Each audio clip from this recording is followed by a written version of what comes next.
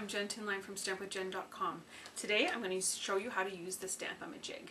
It allows you to position stamps perfectly, and it's a tool that every rubber stamper and scrapbooker needs. So there's just times when you need to have things perfectly positioned, and that's when you're going to use the Stamp-a-Ma-Jig. The first thing we're going to do is going to take the two pieces. This is the plastic sheet that it comes with in the actual jig. I'm going to stamp on this plastic sheet. So I'm going to tuck it right up into the corner of the jig. I'm going to ink my stamp up, and I'm using a chocolate chip ink here. I don't want to use a black or a permanent ink because I want to be able to wipe this sheet after. Right up into the corner of the jig and stamp. I'm just going to turn this so you can see what it looks like. Make sure you see it in the camera. It's right in the corner of the jig. And I want to remember which way I stamp that so I can stamp it the same way on my paper.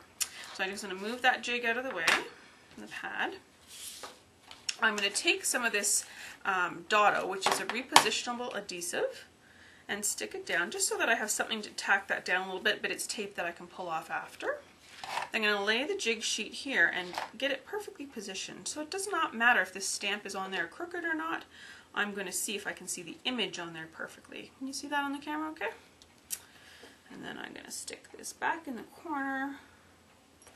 I'm going to move away the jig sheet, re-stamp my image right into the corner again, and straight back up again, and now you can see that that is perfectly centered. Isn't that cool? And so you can end up with a lovely card like this where your image is nicely centered.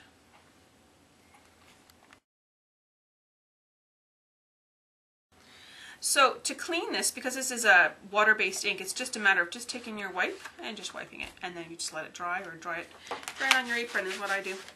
And now it's ready to reuse.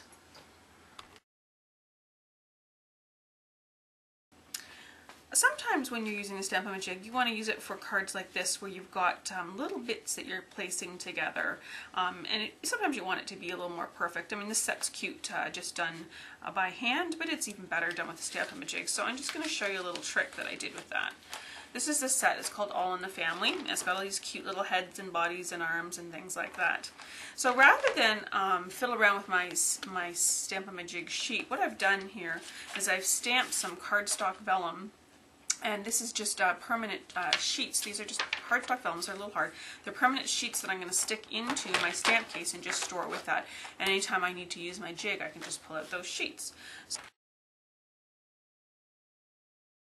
So first thing I'm going to do is I'm just going to stamp the head on this piece of paper. If I wanted to have a certain placement on that, I would use the jig sheet, but I don't need it for this part. I just need it for the baby body. This very curly-headed baby.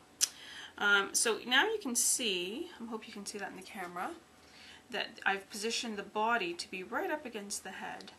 And I'm going to put the jig sheet in, the jig in the sheet, pull that out, stamp the body, and then you can see it's perfectly positioned.